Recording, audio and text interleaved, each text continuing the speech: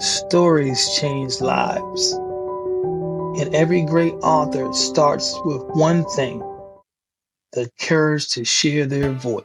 Step into the spotlight, your words in hand. You've got one shot, they'll understand. Welcome to the Next Bestseller, a pitch competition where writers from all walks of life get their shot to move from idea to impact.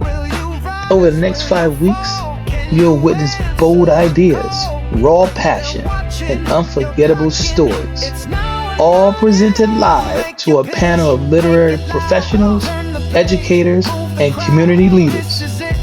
And it starts right here in Laurel, Maryland. Close to 24 aspiring authors. One shot at the publishing deal of a lifetime. They've got just 1 minute to pitch their story. Some will rise, some will fall, but all of them will grow. I'm Coach Nick, your host, your coach, and your guide through the pages of purpose, power, and performance. This is the Next Bestseller.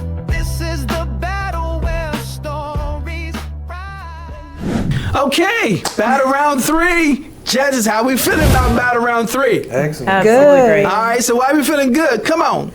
I'm really excited to hear everyone's excerpts. I heard a little bit about what their books are about, so I'm excited to see the words and give me a visual.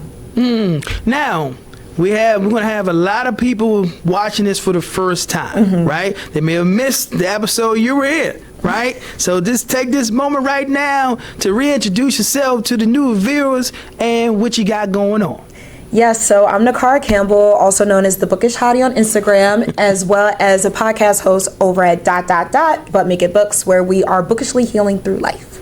Okay, so we said the book is hottie. Is that what we said? Yes. See, I'm making reading yeah. hot, because reading is hot. Knowledge is hot. Fantastic. Come on over here, Donna. Knowledge is hot. Yes. I'm Donna Knudsen. I'm a writing coach, and my company is Write Journeys. My goal is to help people tell their stories. There we go. Come on, Dr. Mike. And I'm Dr. Mike Dixon. I am an author and also a track and field coach. How about that for diversity and variety right there, right? Okay. So, now, we got to bring them in. We're about to bring them in. It's going to be old school wrestling style, one big old battle royale, right? Okay, shout out to the wrestling fans out there, right? It's about to go down. Who say reading ain't fun? Yes, it is fun, right? Okay, so we're going to bring in the first contestant right here, okay? Now, last time the bookish hottie was here, I'm just saying, she had a certain reaction to his performance, all right? Shout out to her fiance. I'm just saying, I know she's with your fiance, but I'm just saying. Love you, babe. It was on camera. You know, ain't no shame. That's what you said. That was a quote, right? So we're going to bring him back again. So here's the Southern gentleman with that Southern drawl and that deep voice, right? So you like that? Okay, we got a guy for you right here. Now, he's more than just that, though. I mean, he's a true Renaissance man. His story is all about, trials and tribulations, starting out with very little means and end up becoming something great, right? And then all the kind of good spiciness in between, right? So I'm gonna bring him on out because he's gonna talk about his book. He's gonna read some parts of the book so you can get a full understanding of what this thing is all about.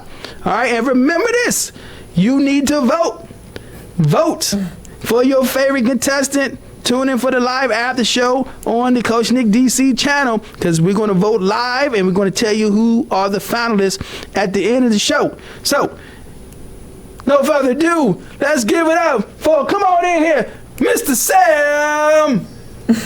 Clap it up, let's give it up for Sam. All right, so the next contestant, oh my goodness, she's all about that black love. right? Black love. How do you find it? How do you hold on to it? And so she has a whole book full of different stories. Stories in the past, stories in the future, stories right here all about PG County, because she is that PG County girl. So if you want that PG County representation, she got you for you. All right, so I'll call her Lady K. Her name is Carla. She's gonna come on in. She says she is a lawyer by day, but an author in her heart. But we're trying to get from the heart to actually put that book out there in the marketplace. Give it up for Lady K. So the third contestant, ready to bring it in. All right, so she is the remaining teenager in this competition right here.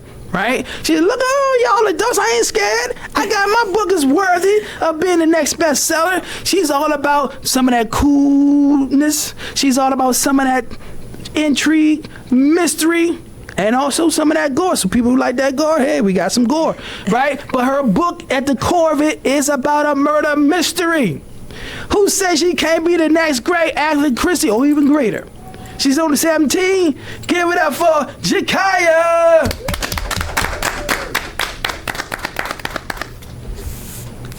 Okay, well, the judges, look. Last week, the judges was on fire with energy. Y'all got to step it up. Y'all got to step it up. This is their spot. I need more energy from the judges, okay? All right, so the next contestant in this battle royale. Oh, she's all about that mom life, helping moms navigate all the things that moms go through. Shout out to all the moms out there, right? Especially my mom. Appreciate that, right? So let's give it up for not just Tasha, but she has a whole persona. She has a brand. Give it up for Tasha G.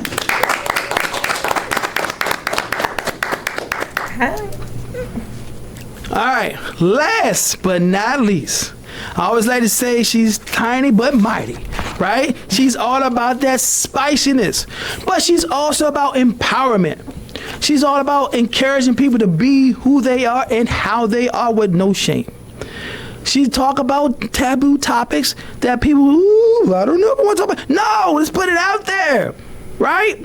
Put it out there. And so she's been brave, she's been courageous, but she's also writing a story. Oh my goodness, that is entertaining. I find that you guys gonna really enjoy this.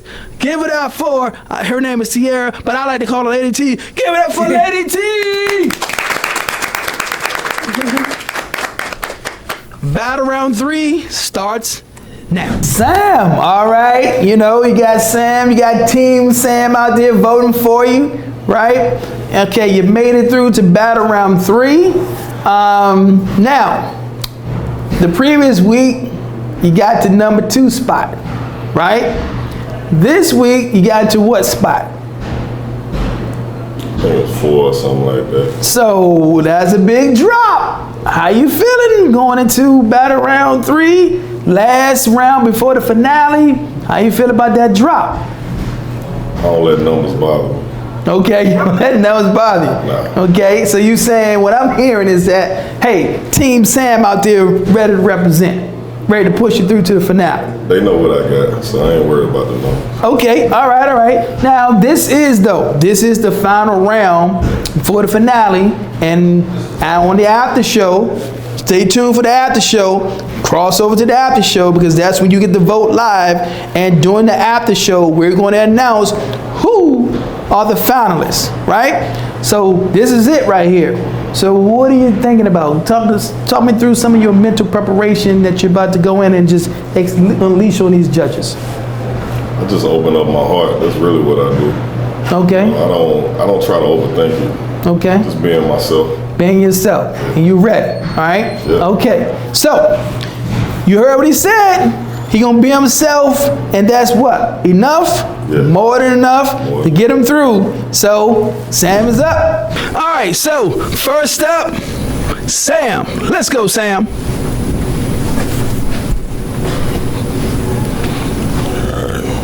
I'll move this up a little bit. Sam, can you start by telling us your name, what your book is about, and kind of like what set us up for the chapter? Yeah, where in space are we in your book? Absolutely. Okay. Okay, so my name is Sam Braden IV, and in this chapter, this is basically where the art merges with the politics. So my story is about a man from the South who is a creative. He's been tested by the elements, the streets, just things in life, and he actually eventually ends up running for president, and he wins. So that's basically what my book is about. Cashmere Dreams, right? Cashmere Thoughts. Thoughts. Yes, ma'am. We're ready when you are, Sam. All right. So this chapter is called Angels on the Hood. Vivid visuals of a heart depicted, hands locked but twisted, covered in pain. Painted prayers on brick walls with blood stains. Still my life was proud. Still my face was proud. Like I'm 20 feet tall. Ain't nobody seeing me at all, 'cause I ball. Get it? I ball. Crown leaning with a crooked smile and a few bottom row gold teeth. Head stay on the swivel. Only the strong survive, never the weak. And this was just the beginning, the first of many artistic images, and a few blue notes to wake everybody up. With the tagline, from project to policy. But this was more than just art though. And no, it's not a campaign either. It's more like liberation, a lifestyle, better yet, a free style. No big stages, no teleprompters to read, just hopes and dreams to reach in order to feed my seed. Unedited, raw footage of pearl white paint and 808s banging through your speakers. Down the block like gunshots, candlelight vigils in the dark, broken homes and even more broken promises. Full of empty cribs where most of our innocence once resided, 'cause the streets, they keep calling. But on this platform, survival was the verse and the hook, trying not to become a casualty, while casually wrestling with the man inside of me, and even the man I plan to be. Mental health scars, carcinogens in the water, and schools that refuse to teach even half of the truth. See, we don't need no handouts. We need ownership. That's why I'm posting flyers like a street team, selling underground mixtapes, and we using barbershops for therapy sessions. But don't mind me, I'm just thinking out loud. They say it's the land of the free, even though it was never meant for me. Purposely misguided and redirected, risking it all so my people get resurrected.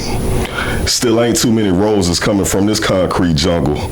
That's why I pray to remain humble. Since they say UNITY is something we could never see, why? 'Cause they using redlining and gentrification to say that I don't belong. Saying he's just another wannabe rapper and that his mind was gone. But where I'm from, I don't need no credentials. Yet I do gotta stand for something. That's why I wear these scars on my body and in my heart. Teardrops and closed caskets kind of make your heart dark. But this was more than enough to run my city. So when they ask, where's your campaign headquarters at? I'm pointing right to my block, right here, where angels sit on hoods and wait for God to show up. And on this journey, in that old box Chevy that rattles slow, paint faded like old prayers, no tint on the windows, but the bass heavy. Shaking off scenes from the dash, boarded up stores, kids shooting ball through milk crates, cracked sidewalks, grown folks fueled with despair, and the next generation behind from the start. That's why I don't want to say too much, or even smile, just give a head nod. They see me, and I ain't never change up. Same streets that tried to take me out, now the ones I gotta fight to save. Born to hustle, got too much mind and muscle. Future policymaker, game changer. Still riding clean and always real, 'cause I gotta get it by any means.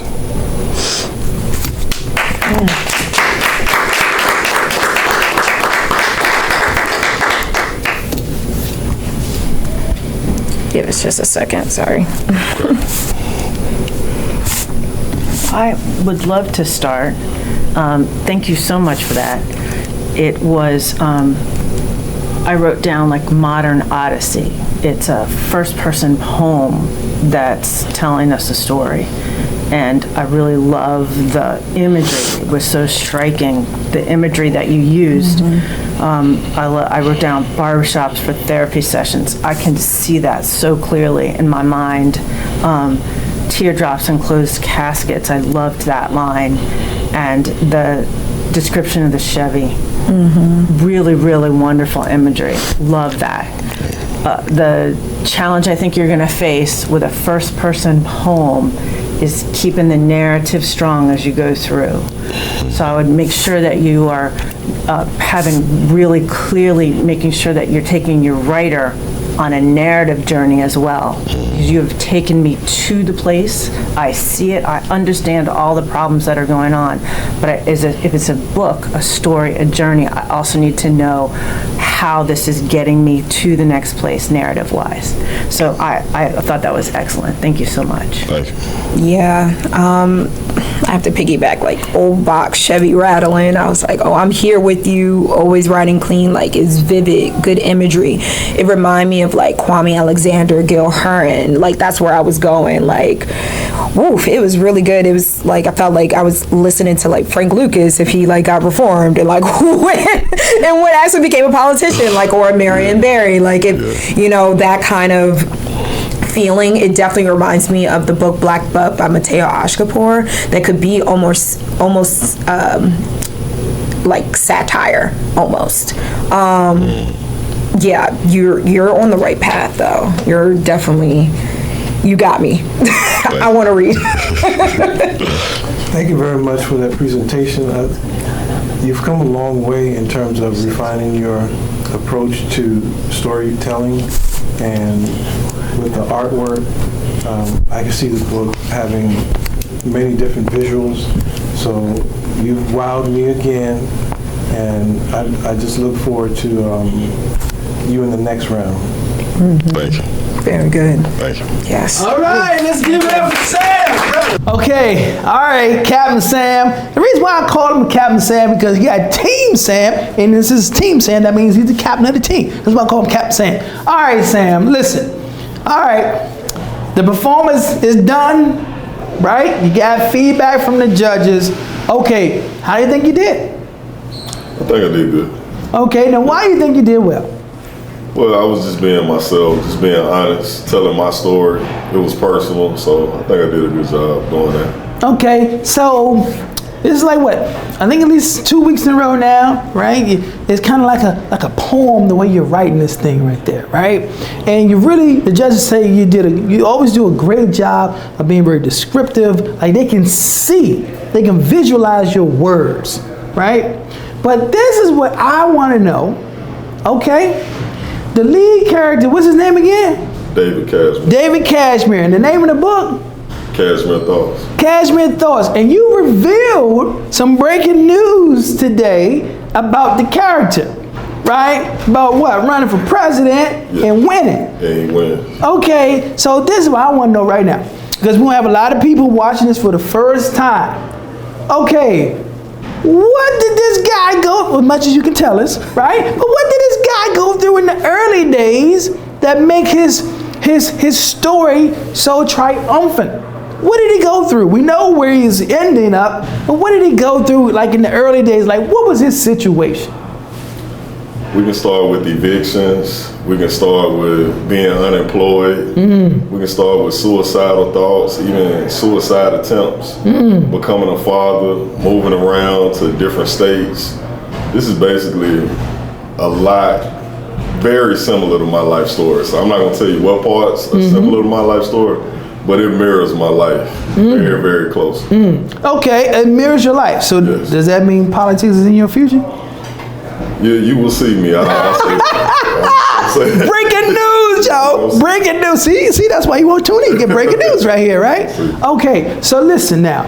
Again, these are people, some of these people are watching. We know we got your fan base, right? And I know you feel very comfortable and confident in your fan base that when they need to deliver, they're going to deliver for you. And so this is the final round. We're actually going to be, they're going to be voting, and we're going to announce the finalists on the after show, right? So the show drops. This show, what you're looking at, you know, you already watching it, so you already know it already drops here, right? But immediately after this show, it's a live after show. We're going to have some special guests, we're going to have the contestants, and they're going to reveal who makes it to the finale.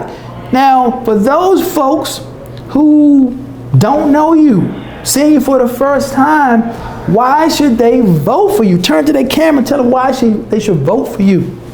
If you want authenticity, if you want a real story, really from the ground up, starting from the bottom and making it to the top, I'm the person you need to vote for. And one last question. Why is this important to tell this story? Tell them people again. Why is it important to tell this story? It has to be told because there are way too many people, just like myself, who've been through even more than what I've been through, who, you know, they feel like their voices can't be heard. So I'm just speaking up for the voiceless. And honestly, you know, this was what God put in my spirit, so I have to tell it. There you go. It put it in his spirit. He has to tell it. You don't have to vote for him, but you might want to vote for him, though. Good job. Okay, Lady K. Hey, right? You made it through to battle round 3, the last round before the finale. How you feeling? I'm so excited and nervous, like I always say every week, but you know, we're getting closer. The stakes are really getting high.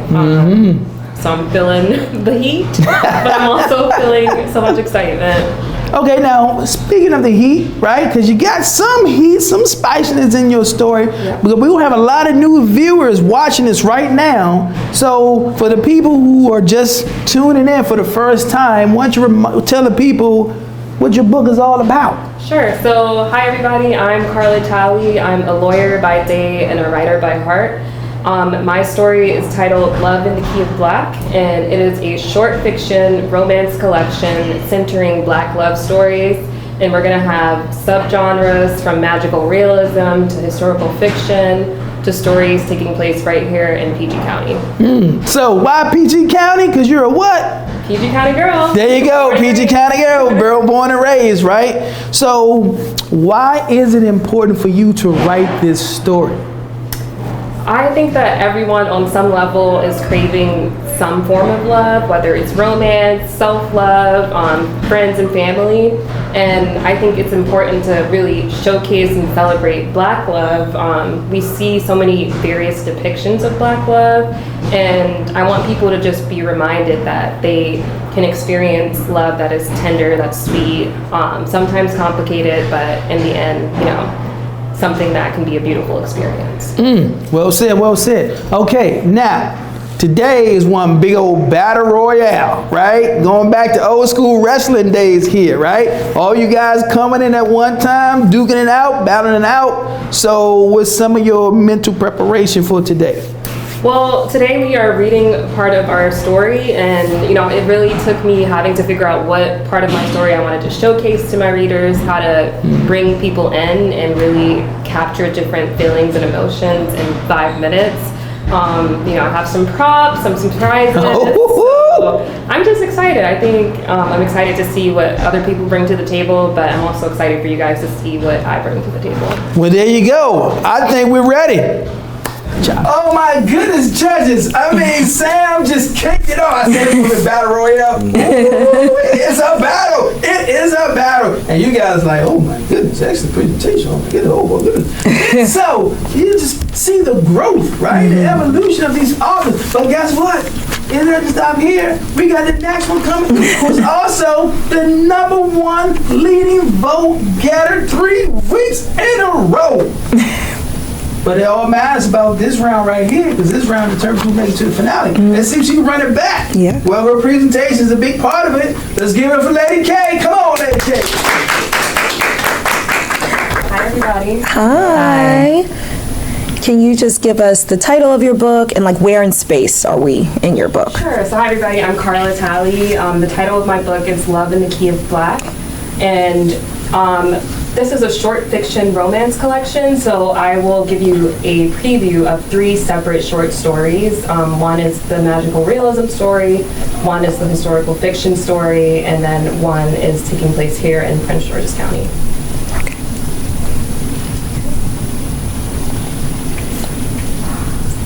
Let me ask you something.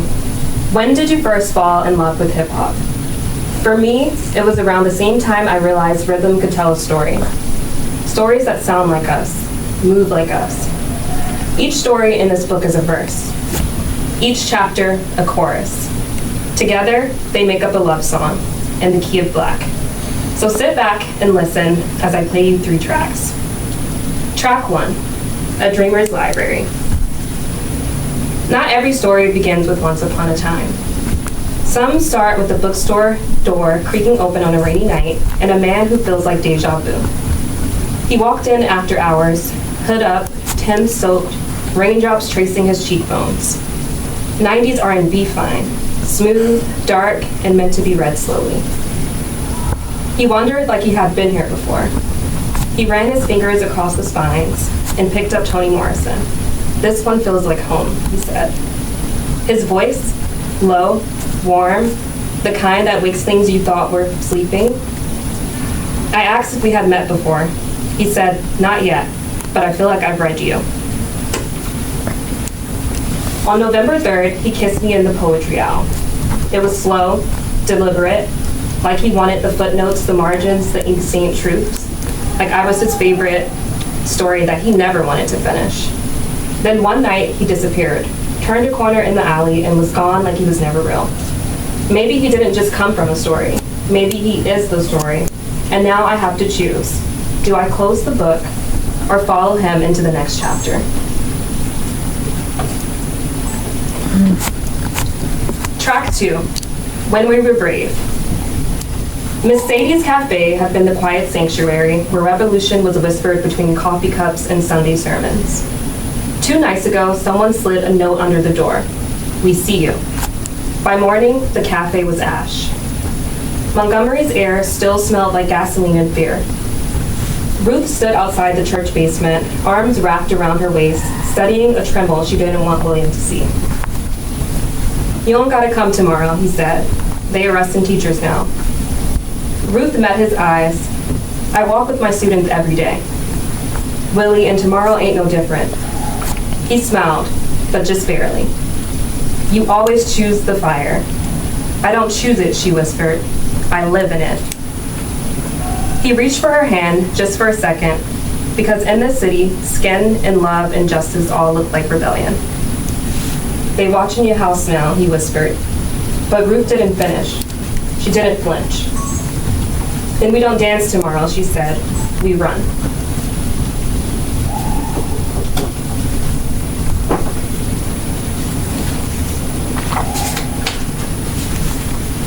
Track 3, The Sound of Letting Go. Maya. He kissed like a man who knew he would mess it up eventually. Soft, sweet, and already halfway out the door.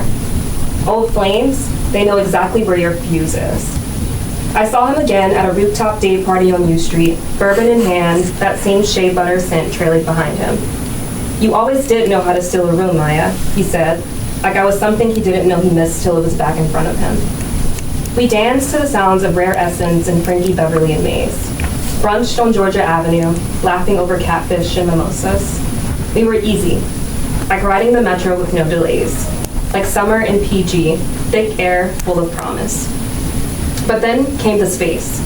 The messages left on read, the my bad I've been busy texts that landed like bruises. I knew this song. Different tempo, same lyrics. Some songs aren't meant to be replayed. Marcus.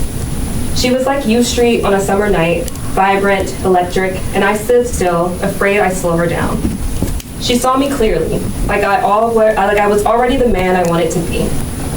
She asked me what I was looking for, and I didn't know how to say, I'm scared I'll disappoint you if you let me close.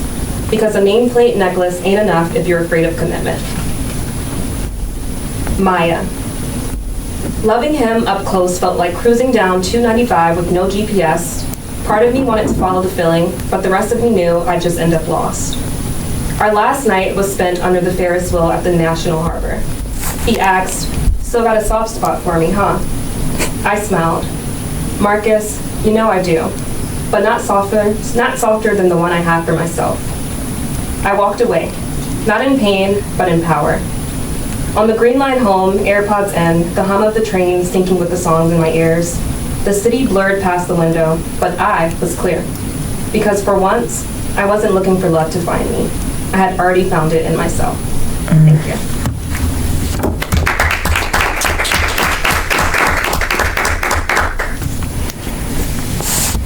Ooh. The imagery, I love. I felt like I was in it. It's the Dreamer's Library, smooth, dark, and meant to read slowly. I said, oh, okay, period. And also that guy got game. I love the tracks, like switching in between tracks to denote like where we're going in space and time. I think music has a powerful way to put you in a place, and you're putting us in that place. The prose is definitely powerful. I remember Gasoline and Fear. I love that you are touching on contemporary, historical, imaginary. So it's allowing like someone who's a romance reader who might just only like contemporary to venture into other things. And I really love that it exposes readers to something else that they may not have done before. It reminds me a lot of like Secret Lives of Church Ladies, like the switching of the short stories. And so you are on a very good track, I think. Like, oof. Like I already knew it was good when you did the first presentation, when you gave us the letters. Wow.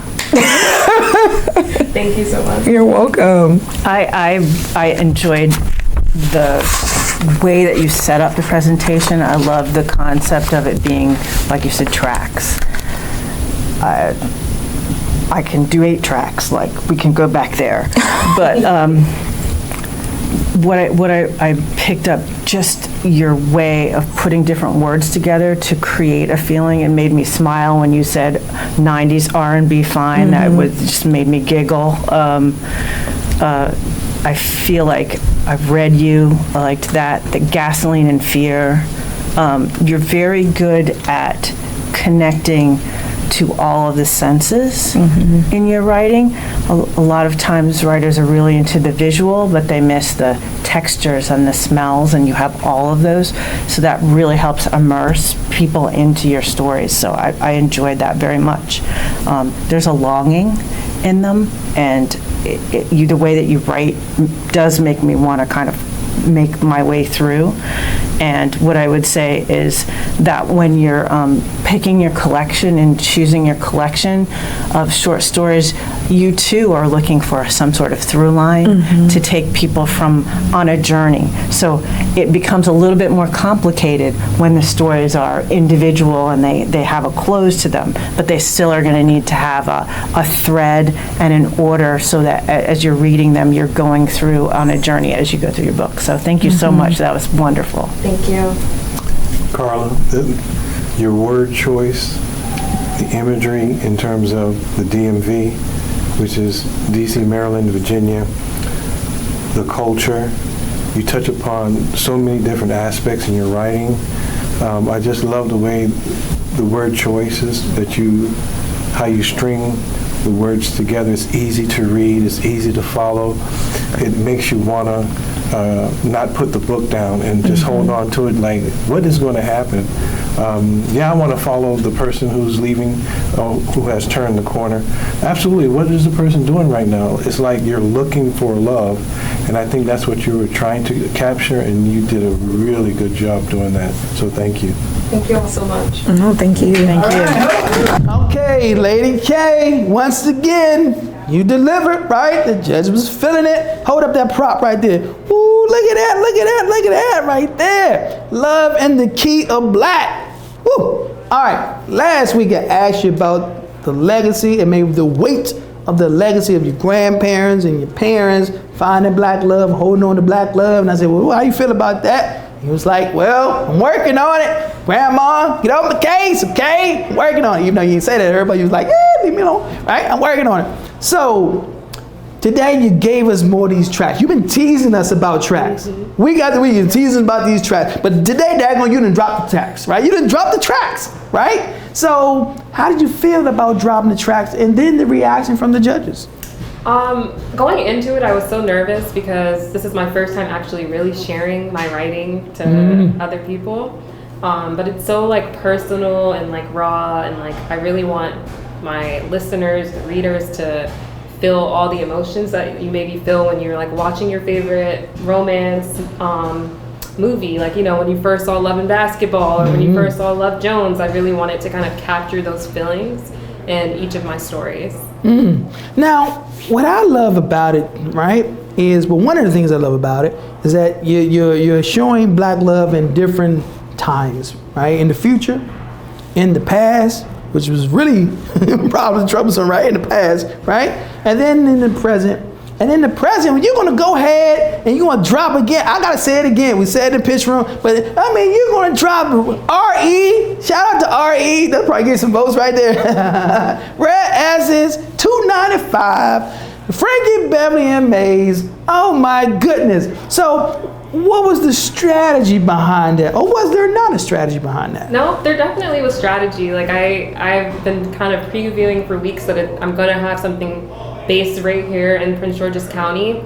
And you know, when I was writing, I was just thinking about what are some of the things that, like, memories that I have about different cookouts that I've been to, or like different events. And you know, music is one of those big things, like I said, go.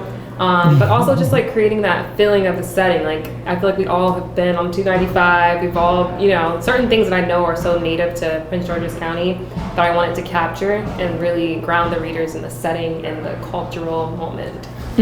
Okay, so we have viewers who haven't seen you before, who haven't heard you, haven't seen the episode. Oh, I just found out about it. Oh, I'm watching, I'm here for it. Now, I asked you before, tell them about the book and all that stuff, but now I'm going to ask you a question I think I asked you last week, right?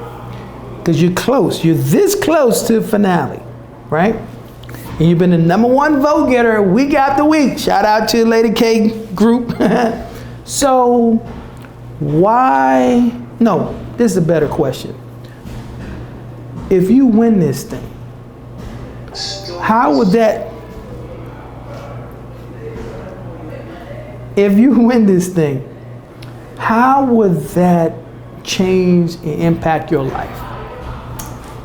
Tell them, people. I've always wanted to be a writer, so this has been a long-standing dream of mine, and I am ready to do it no matter what it takes. So if I win this competition, I'm excited to really dig into writing all of the short stories and bring you all something where you feel like you can celebrate Black love, where you feel hopeful about romance, where you feel like you understand the nuance and complexities of dating in today's society, in the past. So I really just want my readers to experience Black love at its finest. And you know, if I win this competition and if I become the next bestseller, I'm ready to really bring it to my readers so that they, you know, have something to celebrate Black love. There you have it. Okay, you can vote for, if you, this is your jam, right? This is your jam.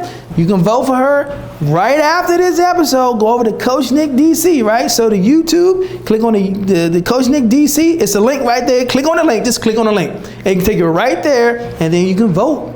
And then you only have until the end of the after show to vote, right? So if this is your jam, you're down with what she's about, and the kind of reader experience that she wants to give you, it's your person right here. Good job. Okay, Jakaya, our resident mystery writer, right? Okay, so this is battle round 3. You made it to battle round 3. How you feel about making it this far? I'm really happy, I'm excited, and I'm also nervous. Okay, excited, but a little nervous. That's to be expected. So, we got a lot of people who are going to be tuning in for the first time who may not have seen your journey. So let's talk about that a little bit, about your journey from the tryouts to now.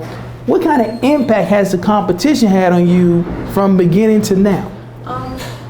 Well, I gained, I guess, like a little more confidence, Okay. I guess you could say, because I was really nervous and shy on the tryouts. But I think the more I I continued to go through with the competition, like the less nervous I got. Even though I'm still nervous, but you know, I guess just a little less. Okay. Now, for the first time viewers, right? Why don't you tell people, what's the whole deal about your book?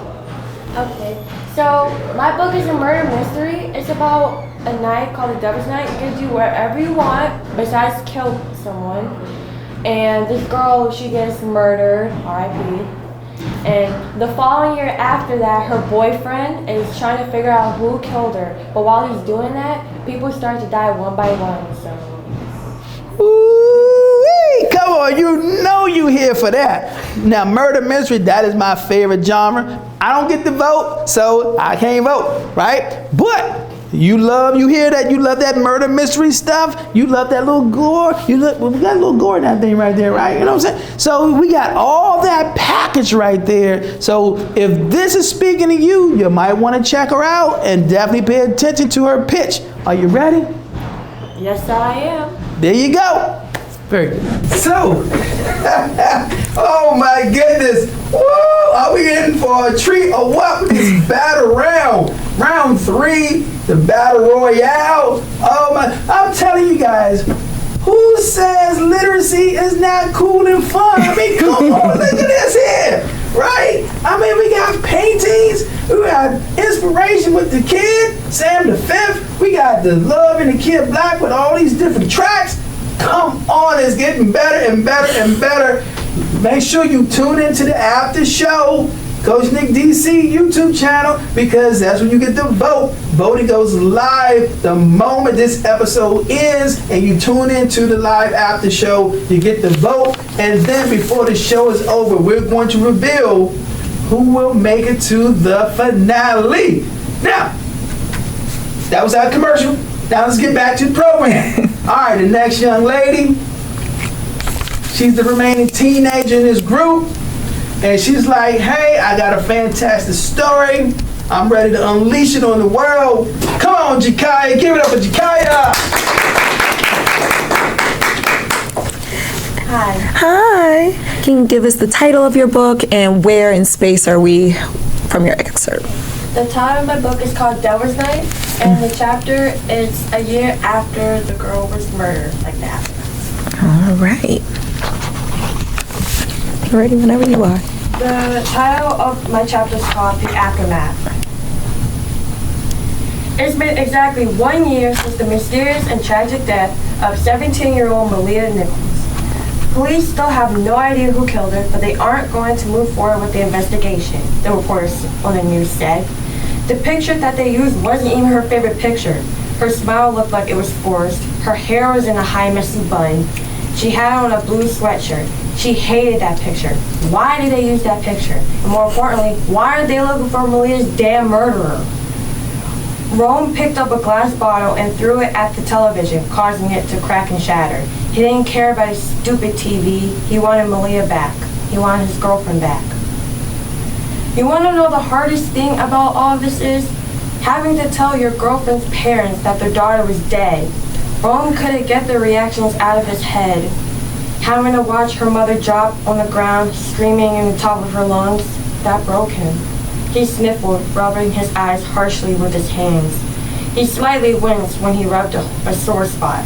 He couldn't remember the last time he actually slept, but he could sleep when he's dead. He felt the left side of his pants vibrate. He ignored it at first, but the sound of the buzz made him groan. He reached into his pocket and pulled out his phone. His face softened when he saw the caller's ID's name. It was Nathan Nichols, Malia's older brother. Rome hasn't seen or heard from Nathan since last year's Devil's Night. He knows he should have kept in touch, but how could he? It's hard to communicate with his feelings to other people. Rome bit his bottom lip, throat tightening up like he was being choked by a strong man. He took a deep breath before pressing the accept button. He took another deep breath as he put the phone by his ear. Hello? Hey, man. The sound of Nathan's voice spoke on the other end of the phone. His voice sounded like he hadn't been drinking anything for weeks. Rome could tell he had been crying. How is everything going? Nathan asked. Fine, that's all Rome replied with. His face and whole body was so numb that his voice sounded like a robot. How his grew, Rome asked with a small smile growing on his face. He heard Nathan chuckle. Why do you keep on calling it that? Just say George River University. Rome chuckled to himself. He didn't see it, but Nathan smiled warmly. It was nice to hear Rome laugh after everything that happened. But college is good, Nathan said before he paused. Rome waited for what Nathan was about to say. It's the anniversary, Nathan said quietly. Rome's smile instantly dropped. His heart sank. His throat began to tighten again. There shouldn't even be an anniversary. Malia should be here. Yep, and the police aren't moving forward with the investigation, Rome explained as he started to get angry. He got up and paced back and forth in his living room, which is a loaded bull. Someone literally died and the police don't even care. I know, but don't worry, someone will find out who killed her, Nathan said, trying to calm Rome down. But deep down, he felt the same anger and pain as Rome. Oh, don't you worry, someone will, Rome said with a glare on his face as he hanged up the phone. He threw his phone on the table. He clenched his fist, his nails digging into his skin. It was definitely going to leave a mark. He sat back down on his couch and gripped onto his head. He was furious. He was furious at the police for not doing their job. He was furious that Malia won't get the justice that she deserves. He was furious that someone murdered Malia in the first place. And for damn sure, he was going to get to the bottom of it. Thank you.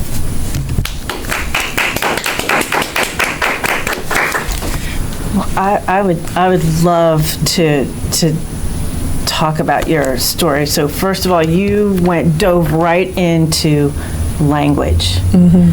It's all like how people are talking, and there's a pace to it. Mm-hmm. There wasn't anything that was used as language there that I would hear someone say all of that.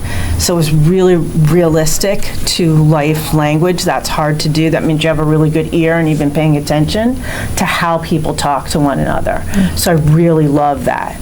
My suggestion would be that you are writing well. You don't have to say as many times what people are saying. Like you said at one point, you said, as he started to get angry. But you showed me angry through the phone, dug his nails, made a fist, dug him into his skin. That's all angry. So I would say trust yourself. You are showing me that anger. That's far more powerful than if you say he started to get angry. If you just go straight from, through the phone, you're like, I know he's angry, right? I can hear the tenor. So you will actually make everything stronger if you take out the explanation part and just go with what you already have, which is that great description of what anger looks like. That's excellent. Mm-hmm. Thank you. I was going to say that too. I said I feel Rome's anguish, his feelings of hurt and pain and confusion. You had good transitions as well. The only thing I would flag is remember the investigation stopped at the beginning, and then Nathan says on the phone, oh, well, somebody will find out. But the investigation already stopped. So maybe bring up Nathan's frustration too about well, we have to move on and live our life or something, however you feel, or take out the investigation stopped. So one of the two, but really strong, like I'm there with you. Well, I am inspired by your story. The main thing I want to talk about is that your voice, the intonation of your voice and your characters, you expressed that very well. You made the switch if it was a guy's voice between if it's a young lady's voice, and it came through very, very clearly. And so kudos to you on that, to do that. And you being very descriptive in terms of what people are thinking and how that shows depth of knowledge in terms of wanting to reflect the person's actual intention at the time. So that is very, very impressive. So I think I want to read more. So thank you very much. Thank you. Thank you. Okay, Jakaya. Woo-wee, you were not messing around. I was like, wait a minute now. Wait a minute, is this that shy teenager?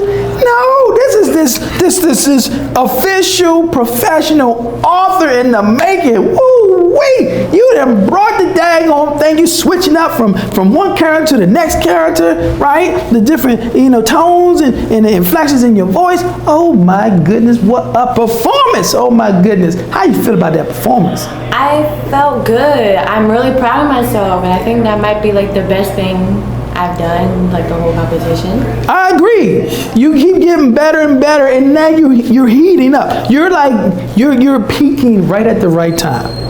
Right? You're peaking at the right time. And you're talking about Rome, he's upset, he's mad, right? Like, somebody killed my girlfriend, I gotta find out what's going on because the police ain't doing nothing right there. I thought you did a great job of taking us right into the psyche of Rome and how it's setting things up for him to go ahead and be an amateur sleuth and figure out what the heck is going on, right? And I was wondering myself, his buddy, right? What's his buddy name again? The guy, Nathan? Mm-hmm. I was wondering, does Nathan have something to do with this? Is he a suspect in this thing? I was just wondering, but you can't tell us anything, right? Can't tell us anything right there.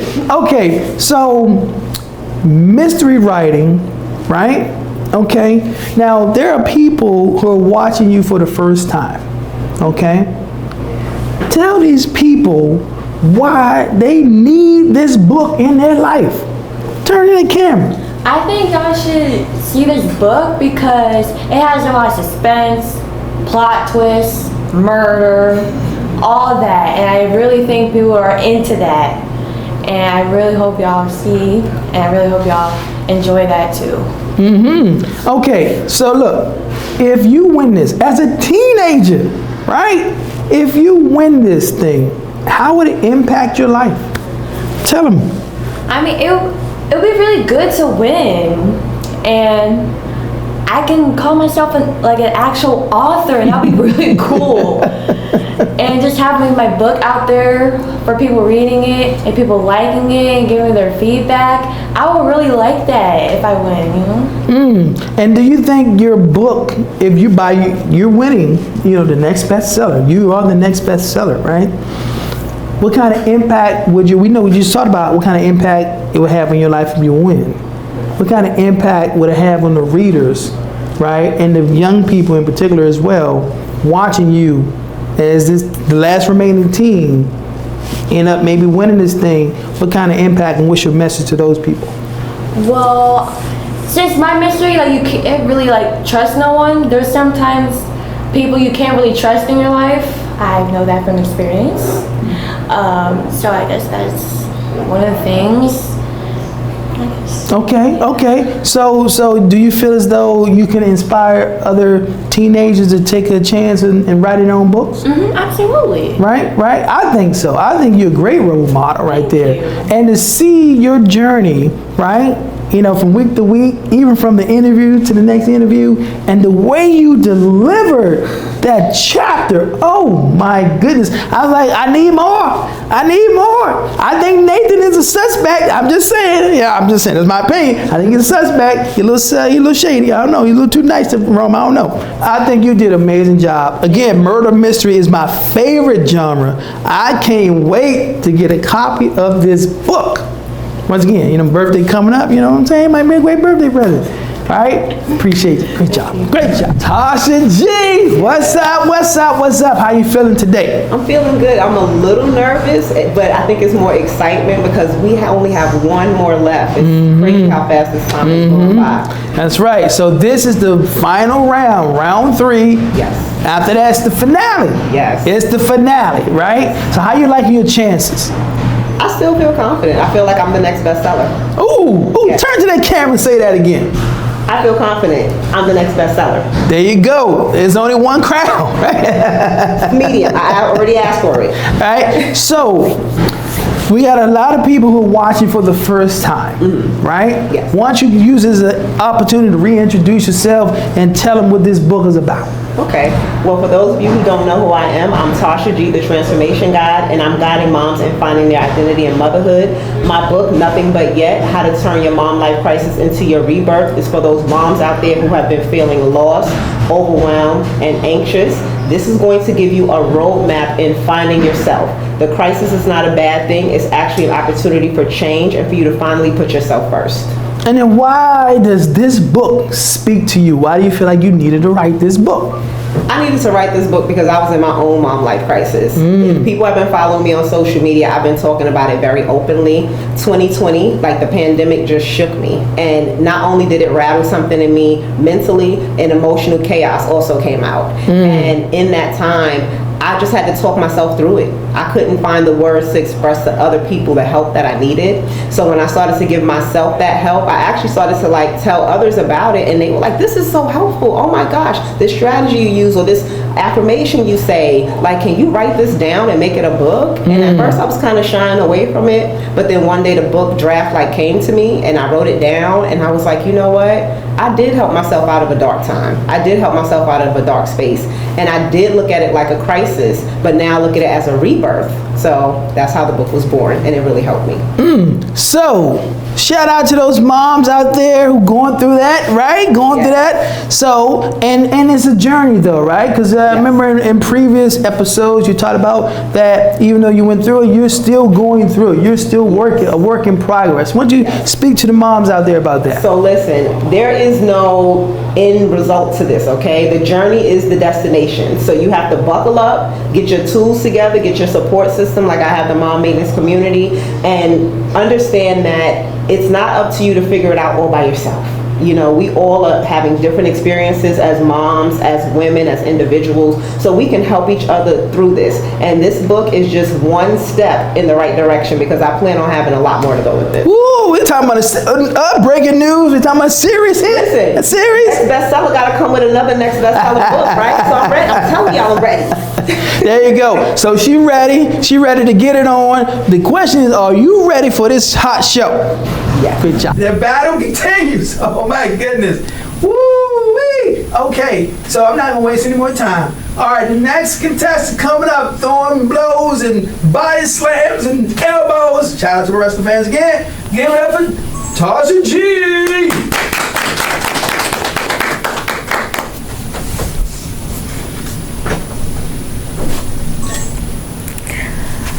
Hi, Tasha G. Can you give us the title of your book and where in space are we in this excerpt? So the title of my book is Nothing But Yet, How to Turn Your Mom Life Crisis into Your Rebirth.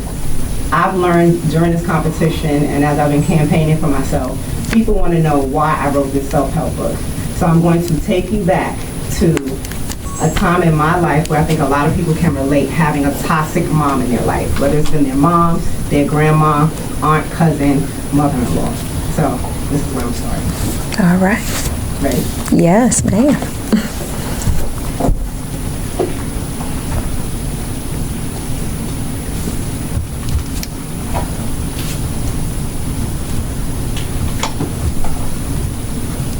Of course I'm here.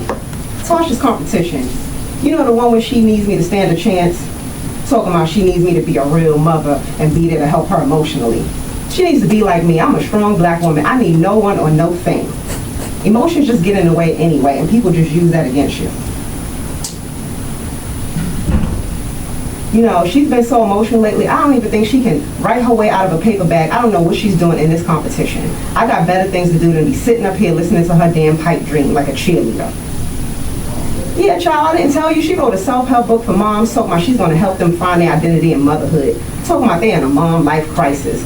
What is a mom life crisis? I bet she done made that up. Yeah, she gave me a copy of it. It's in my hand right here.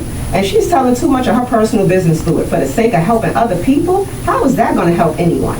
And how can I support her through this? Kiana, I'm telling you right now, she better not have none of my personal business in this book.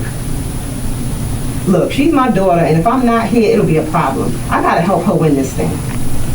Yeah, she seems okay, but you know, losing her job and her marriage issues is a lot for anyone to go through. And she told me that the coach told her that she has not been sharing what she went through to write this book, and she just focused on who she wants to help, so she might get kicked out if I'm not here. Yeah, she broke down to me about it, but for some reason she still wants to compete. These people have no idea what she's been through for the last 5 years with her breakdowns and worrying me and her damn kids. She is just so weak. You know she gets that from that other side of her family. Therapy and self-help books is not going to help her. She just needs to do whatever I say. I haven't eaten today, but who cares about me, right? And then you know when I get home, she's going to need my help over there too. I'm going to have to spend the weekend. Yeah, clothes ain't folded and put away because she's depressed. Fridge is empty.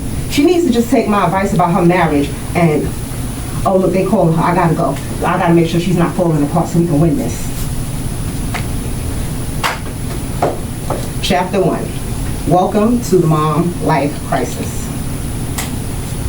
I remember being young and praying to get older for a number of reasons, so I could finally have my own room, to eat whatever I wanted, whenever I wanted, and to be a better mother than my mother was to me. God didn't tell me to get all I desired and more. There would be a sacrifice and compromise on my part. I finally got my own place, but it came with needing a full-time job to pay those bills. I could eat whatever I wanted for years, but after having 3 children and approaching 40, my metabolism switched up and weight gain was a side effect. And even though I was more present and aware than my mother was, I made a lot of mistakes, have regrets, and at times felt like I didn't do much better than she did. But even in those moments, it's nothing but yet. Tomorrow offers a new opportunity. The goals I had to make my life better and prove others wrong turned into mental chains that weighed me down. Sure, it was great motivation in my 20s and 30s because I was fueled by survival mode and burning the candle at both ends. But by the time I got to my 40s, that exhaustion, overwhelm, and sheer fear of the next chapter hit like a ton of bricks. But still, it was nothing but yet. The next chapter could be one of liberation if I could make a plan. The pandemic was the breaking point for me. The anxiety and controlling nature I relied on up until that point to live became the noose around my neck, slowly strangling me daily. I knew my small world had me on edge, but how was the real world this much out of control too? 6 months into the pandemic, I finally had my mental break, realizing how scared and out of control I felt teleworking and homeschooling, spraying my groceries with Lysol, and sanitizing my family within an inch of their lives. I didn't see an end in sight with this new normal, and I was so overwhelmed and stuck at the same time. I didn't think I could admit I had no plan to get through this and no plan to make myself feel safe. And did I mention I was also in school for a master's degree? A familiar sadness that had been a part of me for decades popped up that I just couldn't ignore when the world shut down. But even in the darkness, it was nothing but yet. The dawn would eventually break, and even though it took years, I made it through. Google came to my rescue one day when I was feeling down. I typed in exactly how I was feeling, and it turns out I was dealing with childhood emotional neglect. Dr. Janice Webb is a good resource to learn more about CEN. Finally finding a way to describe how I felt gave me so much power because I could put it into words, my feelings, and because I can put into words my feelings and have research from doctors and coaches to back it up, I had the courage to finally face that sadness that had me in a chokehold. And this is when my mom life crisis began. Thank you.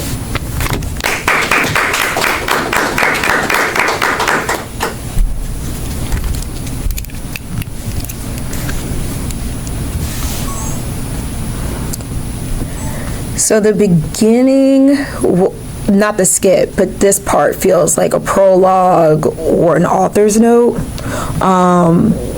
It definitely puts me like where you are in your journey. I also think like the beginning skit would be great on socials like TikTok, more like marketing for sure. Like I felt it, I understood it. Especially, I don't need nobody, you just gotta be strong, push through. It's like, bro, like when can Black women be soft? So I felt that mother-daughter relationships are very real and potent, and a happy mom is a happy child. So I felt all of that. I definitely would love to hear more, even if it's like just given scenarios. I mean, this is scary because this is your life. This is not fiction. And so I definitely, in this process, I hope you are taking care of yourself and not listening to all the outside voices, because your experience is valid and it is real.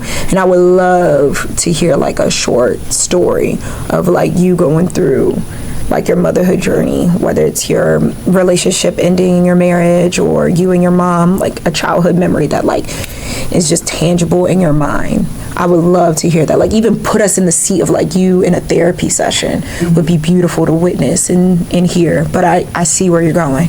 That's in the book, so make sure you get it. Oh yes, I will. I wholeheartedly agree. What I wrote here was strong, authentic voice in the skit. I was real. I've heard those conversations. That I could be sitting next to those people on the train. That I know.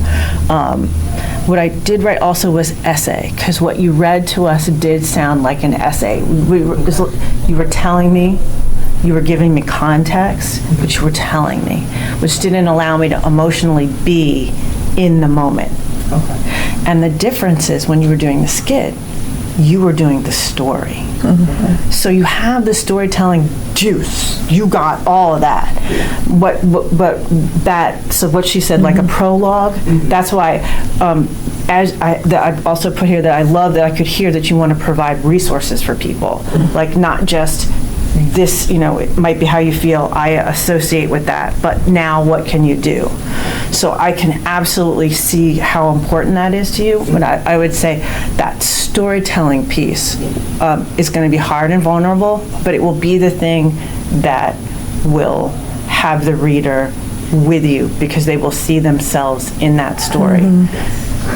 Excellent, thank you. Right, so I totally agree what was said. And the thing about your storytelling process or method, you have a lot of individuals that can connect with your story in the like 50 and under.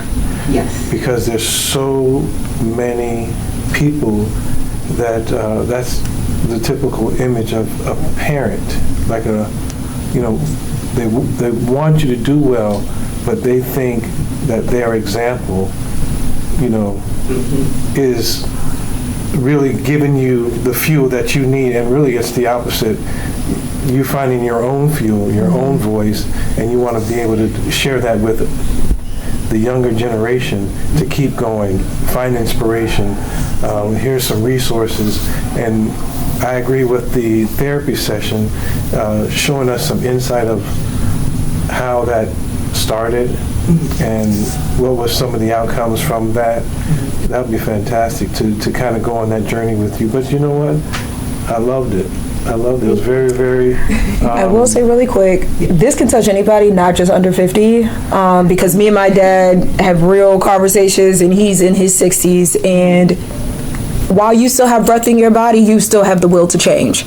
So this is a good guide for even mothers to look at themselves intrinsically as well, and how they could show up and hold space for their children's feelings. So I feel that. And the last thing I'll say about that is a lot of mothers, they want to be different but end up being just like their mother. And so you did mention something like that. Just continue to develop that connection. You're connecting with your audience in many different ways. So you have the pen to kind of direct the path. So I'm just looking forward to see if you make it through to the next round. Yes. But congratulations. Good job, Tasha. Tasha G. Oh my goodness. You didn't went in here, you became multiple people. Oh my goodness, right here. Talk about your performance and why you decided to do it the way you did it. So, Toxic Mom is the name of the character that I was portraying in there, and she's somebody who I have on social media that helps to tie in the work that I do. I know a lot of moms out there have this fear that they're going to turn into that toxic mom, and if they don't do the work, they will.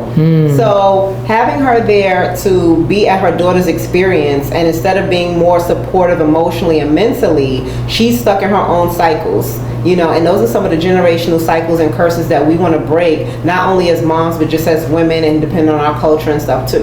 So I figured if I brought Toxic Mom in, it would kind of help people to really see the vision of what I have with my book, because it is a self-help book for moms, but if you don't get the help, that's you.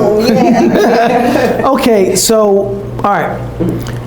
How much of that toxic mom is your reality, is connected to your life, your family members?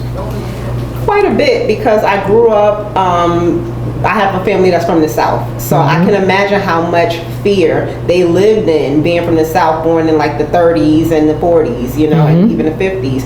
So it relates to a lot of people that I know, whether it's a toxic mom or grandma, you got toxic aunts, toxic mother-in-laws. So I take a little bit of quite a few people to put together that character. Okay, all right. But listen, this is what the people want to know though, right? Because you're talking about helping these moms. Yes. They want to know more about you and your issues. Yes. And how, because when they're thinking about reading your book and getting help, they want to know you're going through and gone through what they're going through. So talk a little bit more. Let's go a little deeper here. Let's let it out, because you only got one shot to make it to the finale. Yes. Let's turn the camera and tell the people. So the crazy part about this whole experience is that has been like the theme for me. Let people know more about you. Let people know what you've gone through. So I got to talk about a little bit with the book. 2020 was like the year that I had like that emotional, chaotic breakdown. And I didn't have anybody to turn to because I didn't know how to communicate how I felt, right? I didn't think about going to therapy because it's like, how do I tell a stranger how I feel if I can't even tell my friends or my loved ones? So I just started to do work on me, a lot of mindset work, a lot of reading books, you know, and as I did that, I said, well, how can I like help somebody who's probably like me, that feels the same way, that is always the strong one, the top of the pole that everybody goes to, and you're always helping everybody and you're there for everybody else, but you don't think about yourself because you're waiting for somebody to come and save you. You know, what do you do? So that was like the premise of writing this book, and that was me for years. I am still walking into like really loving myself the way that I feel like I deserve, because I gotta teach people how to treat me. Right? And the only way I'm going to be able to do that is if I actually show up for myself and do things. So even this competition, this is a lot of Saturdays, y'all. Y'all have no idea. This was a month of Saturdays where I said, you know what? They can wait to go to the pool. They can wait to go to the store. They can wait for whatever else. This is for me. And I said it last week. This is time for Tasha to be Tasha. This is time for Tasha to live her dreams. So this book, the same way it helped me in writing it and living it, is going to help you moms out there to figure out what your dreams are. You can stop living in that anxiety and overwhelm that has been like consuming you, and you can actually start to figure out where your rebirth lies. Okay, so one follow-up question to that, right, is that can you give the audience, the moms out there and the people who support moms, right?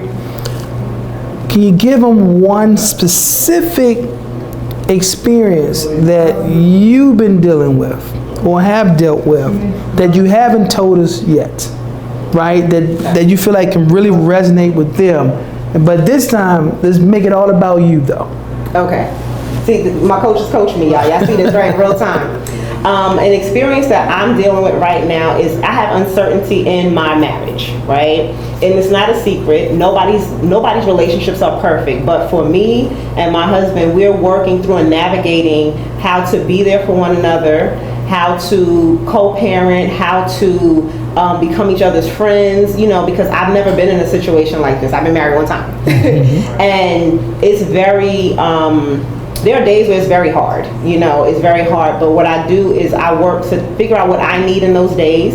Some days it's just laying in the bed. Like there's nothing else I can do. This is all the energy that I have. Some days I can go to the gym. Some days I can, you know, reach out to my therapist. It's like, I just take it as it comes, right? And I even told my husband, like, I'm going to talk about this. And he's like, it's real life. It's okay to talk about it, you know? So to know that I have somebody who's going through this with me, and they're my biggest cheerleader too, like, you know, it's okay that you talk about this. Don't feel like you got to hide this part of you. You know, that has been very, very helpful in like being here. And now I've been able to say it, you know, and like share it like fully out. So thank you, Coach, for that little layup. Appreciate you. But just, I want to share it because there are so many other moms going through this. This is part of that mom life crisis. You feel like you can't let people know what's really going on with you, and then when the hammer falls, they're like, but I thought everything was perfect. No, you don't have to live that way. Live your life the way you need so you can get the support you need, so you can like feel like you're setting your own boundaries and you're letting people know what you need, and that's like what I've been doing right now. So there you go. So if you're about all of that, then it's your contestant to vote for, right? Again, right? Right after this show, go over to the Coach Nick DC channel. Just click on the link. You ain't got to try to find it. Just click on the link. Look for the little logo. The guy got my silhouette. That's me. Click on that logo. It'll take you right over to the after show and where you can vote. You can vote. Now, you say, oh, we vote on YouTube? No, you don't vote on YouTube. You go to quillandcompany.com/events. You say the /event. Look, just hit the event tab when you go to quillandcompany.com. Scroll down. You'll see the names of these contestants, and then you vote for your favorite contestant. Now, can you vote one time? Yes. Can you vote multiple times? Yes. As many times as you want, up until the end of the after show when we reveal the contestants who are now the finalists. You got it? So if you're all about that mom life, helping them, navigate that life and all the things that go into it, you're down with Tasha G, vote for her, because this is the last shot. Right? One more thing, Coach. I made it easy for y'all too. If you're on my Instagram, if you're on my Facebook, if you're on my TikTok, it is the first link in the bio. All right, to vote. There you go. Simple. All right, I will be going live as well to let y'all know when it's time to tune in, so I don't have any more people telling me, oh, I thought it was the next day, oh, I didn't realize. I'm going to be live, so my buttons are going to be lit up to let you know when you're supposed to be there supporting me. Okay? There you go. So you got no excuses. Vote, vote, vote, yes. Vote. Great job. Great job. Okay, Tiara, a.k.a. Lady T. Yes. Battle round 3. Oh, I'm just rhyming. You see that? I'm just rhyming today, right? Okay, how does it feel to make it a battle round 3? It feels really, really good. I'm excited. I'm a little nervous, but the good kind of nervous. Okay, the good kind of nervous. Yeah. So we got a lot of viewers here, right, for the first time. Yeah. Okay? So this is an opportunity for you to reintroduce yourself and talk about the book, right? Yeah. But before you do that, I want you to do that, but before you do that, let's talk about the journey though, from tryouts to now battle round 3. What kind of impact has the competition had on you? Whew. The competition has had the biggest impact on just my confidence, how I'm speaking, how just the backside to promoting myself and just everything that I would need to do, because it's not just writing the book, it's everything behind it. Oh, say that part one more time. Oh, listen, say that again. It's not just writing the book, it's everything behind it. Promoting the merchandise, the selling yourself, the making sure people are listening. There you go, right? So this is like really preparing you to be that professional published author, right? Yes. Fantastic. Now, with that being said, turn to that camera and tell people what's the title of the book, and what's this all about. So the name of my book is called Guilty as Pleasures. It's about a girl who chases pleasure in the worst way. She ends up meeting a guy who is her downfall. He could possibly kill her. He could possibly love her. You never know. You gotta stay tuned. Woo-wee! So we got some more mystery intrigue here with some spiciness here. Now, we know that you're writing books not just to entertain, but also to have impact. Yes. Now, what kind of impact are you hoping that your book will have on the readers? I'm hoping readers take away that you own yourself, own your sexuality, be true to who you are, no matter how dirty it is or lustful it could be.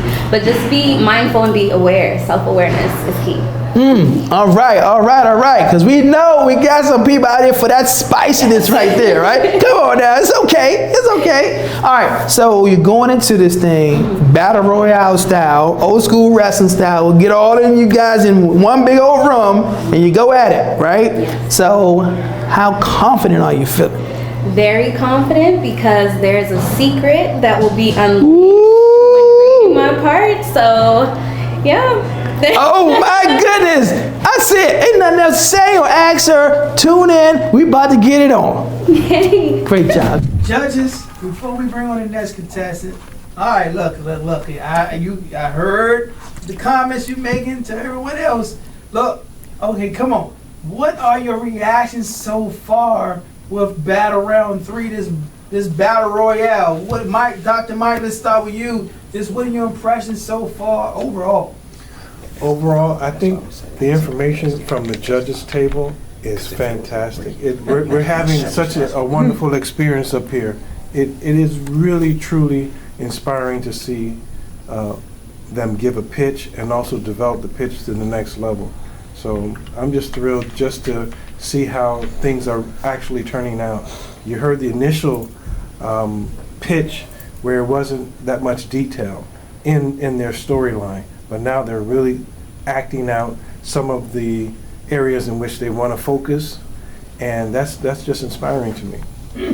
Come on, Boogie Toddy. I mean, this is really strong. I mean, people at home got some tough choices to make. Right. But every single one of them, I could see them being in bookstores and going on tour. Like, this is really strong and beautiful. And it's nice to hear a variety of different genres, too. So that's nice. Because I read everything. As long as the plot's plotting, I'm there. You already said, stay tuned. Next bestseller tour coming. Right? Okay, Don. I love the creativity. Everyone has such a strong and individual voice, and everyone's been so creative. I can just see a reader for each one of the different books that are coming to life out there. And I am just so honored to be able to, it's so vulnerable to share something that you've created with other people, especially if you know that person is then going to give you feedback.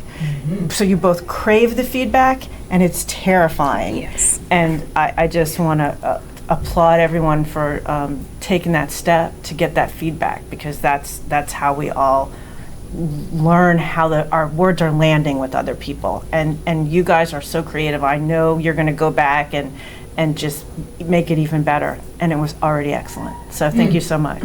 Go. But we still got one more to go, though. Still got one more to go. Right? But, guys, you heard the judges, right?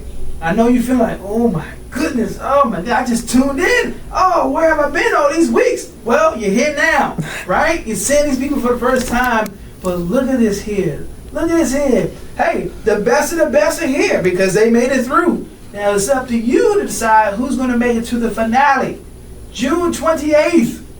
June 28th. The finale. We're going to go live. We're going to stream it live, 4 p.m. on the Quill & Company YouTube channel. And then 5 p.m. we're going to do the after show when we talk about, when we interview the winner, we interview the runner-ups, and give some special announcements. Tune in. And if you can make it, yes, you can make it.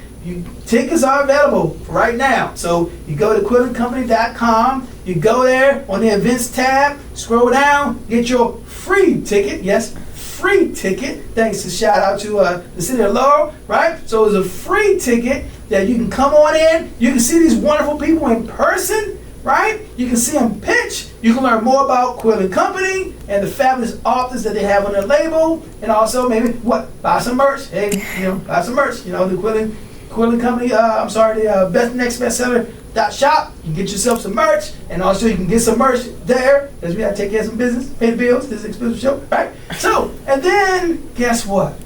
You get to see the newly crowned Next Bestseller winner. Woo-wee! So, doors open at 2:30. The show begins at 3. And then, after all the pomp and circumstance over, guess what happens? The DJ gonna turn up the music. We're gonna get some good food, and we're gonna get our dance on, right? So, tune in Thursday, 7 p.m., right? For the battle round, right?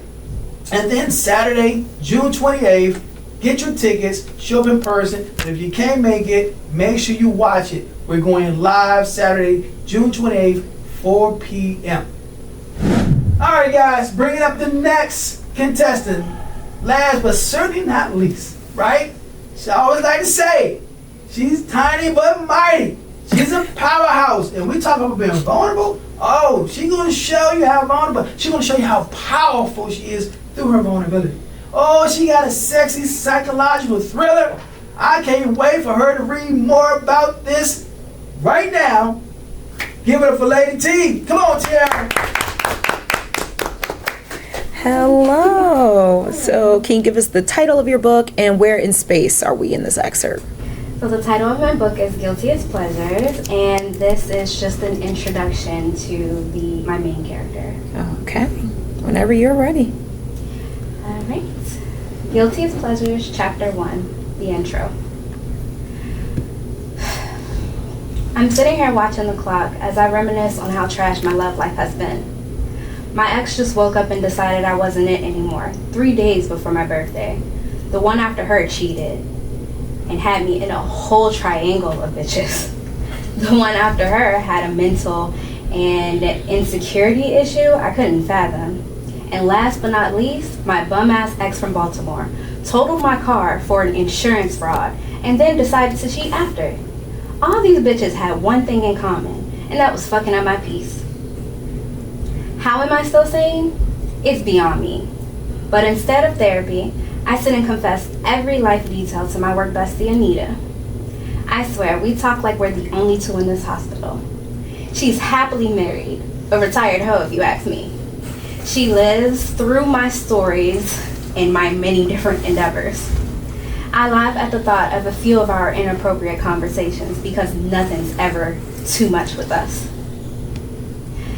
Today she hadn't come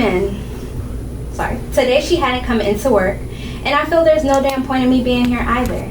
I've been working at this hospital for a few years now, working for 2 doctors, father and son. The father is damn near 80 years old.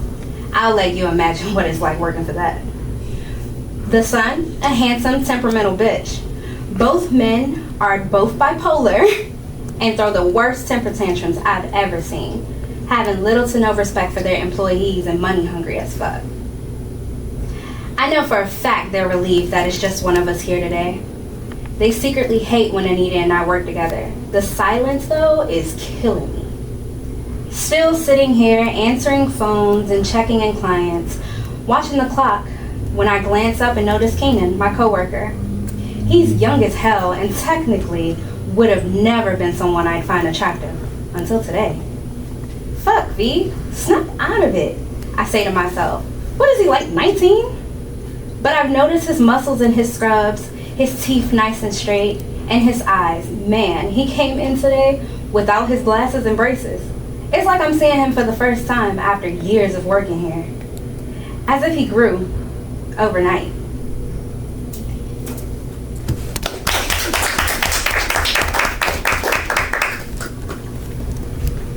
So first I'm gonna say, how did Baltimore catch a stray? Like, what the heck? Like, as a Baltimore girly, I'm sitting here like, now how did I get in it? It reminds me of like Coldest Winter Ever, Curvy Girl Summer, Rhythms Blues. Like, you definitely have a lot of contemporaries. I feel the anguish, I feel the annoyance. You are clearly at your wits' end about being in these terrible relationships, because every single one seems awful. And then I can tell like the character is replacing each annoyance with another stopgap, and then now comes this beautiful man who seems like he's a little bit too young for her to become that stopgap. So definitely keep that through line, take us on that journey. I would even say like I know she works in a hospital, maybe a little bit more detail about like what exactly she does, but I see where we're going. So I like where we're going. So I know it's the intro, and what I was still craving was dialogue. And I feel like you have really set the tone. It's satirical and funny and heartbreaking at the same time. I know this person. But the internal mental dialogue feels spot on, and I'm craving some dialogue because you've introduced all these fascinating people, and I want to know a little bit more about them. Like, how did they show up versus how does your narrator think about who they are? And I know there's a clash and an interplay there. So it has left what you've read for me. It's left me hungry for more. Like, really want to know what does he sound like? What does Anita sound like? What are those I can't wait to hear those things. So thank you.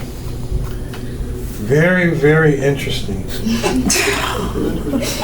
Just like a man. I tell you what, the profanity, it just emphasizes the actual feeling. So very well done. The relationships, it seems like when you meet someone and then you meet them and you see them in a different way. Yeah. That's important to kind of convey, especially the type of mystery that the story that you're telling. I tell you what, it's a lot of dialogue between you and your coworker. Yeah.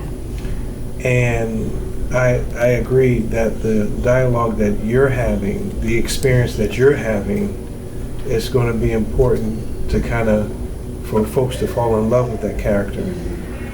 And so the more vivid you are in terms of connecting yourself to your coworker, to what you're actually doing, it's going to be intriguing for folks to kind of go along that journey.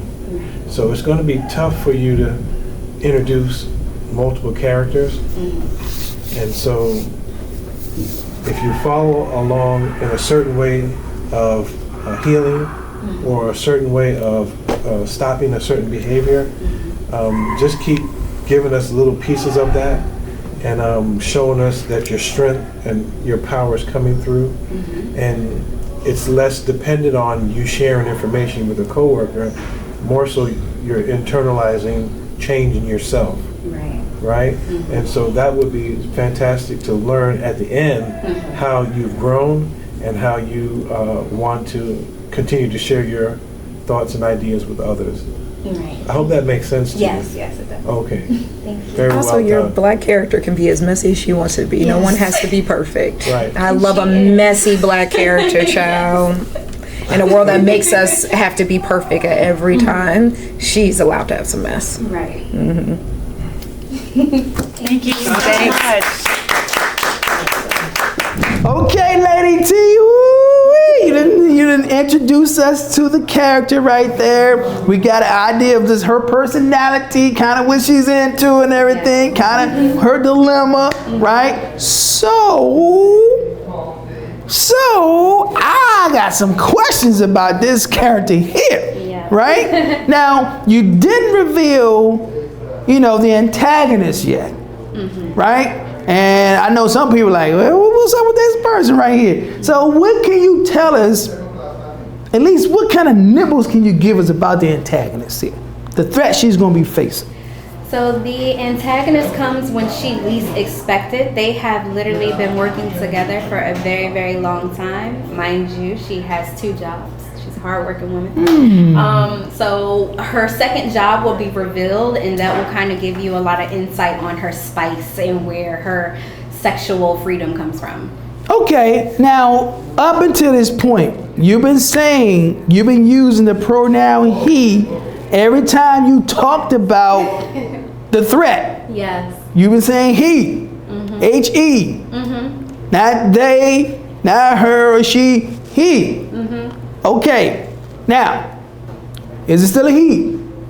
Yes, it's still a he, which is why you should stay tuned to read my book, because this book, Guilty as Pleasures, is the prequel to my other book, which gives another background on her sexual freedoms. Ooh, how about some sexiness? How about some intrigue right there? Suspense. Okay, now, all right. Now you've been going from tryouts now to about around 3, right before the finale right here, right? Okay, now we have people tuning in for the first time, right? People have been following your journey, but new people now, right? This is it. This is finale week. They're watching in finale week, right? Now or never, right? So tell the people again what this book is about, the title, what this book is about, and why they need this in their life. Go. So the title of my book is Guilty as Pleasures. It is about a girl who chases her sexual endeavors, which leads her to a very dangerous lifelong situation that can either break her or help her or kill her. You never know, but you have to stay tuned to figure out and vote for me. Oh, say that again. Vote for what? Vote for who? For me, so I can tell this story. Right. So come on now. We know people like this genre. I mean, think about how many psychological thrillers, steamy psychological thrillers we had, right? It seems like every year we get like these 2 or 3 of those movies, right? And the bookshelves are filled with these stories right there. So why not get her book on that shelf? Why not maybe get her book into that movie, right? You know what I'm saying? So, how has this, no, let me ask you this question. Right here, look at that logo right there. Next Bestseller. Yes. What, by you winning this competition, what kind of impact would it have on your life and what would it mean to you? This would mean the world to me because it's me finishing what I started. It's very personal. It's me stepping out of my comfort zone. It's me overcoming the things that I feared the most. So it's really allowing me to grow into the writer, into the performer that I know I can be. She said writer and performer. Did you catch that? And performer right there, because she performed in it. She performed in it right there. And so, what's the name of the lead character again? The lead character, there was a name change. Okay, what's the new name? What's the name now? Nevaeh. And Nevaeh. she goes by V. Okay, V, that's easy for me to remember. All right, V. There you go. All right, V. Okay, woo-wee. I can't wait to read. V. Just so you know, I got a birthday coming up. I want to give that book to me. I appreciate that. Shout out, you know what I'm saying? But, okay, so they're going to vote for you, right? You're going to be promoting this thing, telling people who to vote for you and everything, right? So how can they find you? What are your socials? How can they find you so they can hear you talk about it leading up to, finale? Talk to them. So you can find me on Instagram, IMM3_temptation. And I will have the link provided in my bio so that you can vote for me, making it very, very easy. There you go. She's going to have the link right there. Remember this, though. You're watching it right now. So immediately after this show, you're going to go over to the after show. You're going to click on my little logo right there. Go over to the Coach Nick DC channel where we're going to live stream what? The after show. She's going to be on there, right? Talking about it. You get to vote right then and there. And by the end of the after show, we're going to reveal who are the finalists for the finale, which is June 28th. So 2 days from now, right? 2 days from now, June 28th, right? We're going to live stream the episode 4 p.m. Eastern Standard Time, right? And then immediately 5 p.m., we're going to come on my channel, you're going to come over my channel, and we're going to do the after show with the newly crowned Next Bestseller winner, the runner-up contestants, and also some special guests. And then, if you're in the DC area, the Laurel area, the DMV, you can still go to quillandcompany.com, right, and get your tickets. They're free. Get your tickets right now, and you can see these people live in the flesh. And also get some good food and have a good little party, because we're gonna have a party. Oh, we're gonna have a party after this thing's over with, right? So there you go. So once again, Tiara, Lady T, what's the name of the book again? Guilty as Pleasure. And you know you need some of that right there. Now you might not want to tell people, that's okay, but you know you need some of that. Vote for it. If this is your jam, there you go. Yes, thank you. No time for maybe, no space for fear. You've worked, you've bled, now bring it here. Heart on the page, eyes on the prize. This is the battle where stories rise. When love loves, will you fall? Can you answer the call? They're watching, you're clocking, it's now or not at all. Make your pitch, make it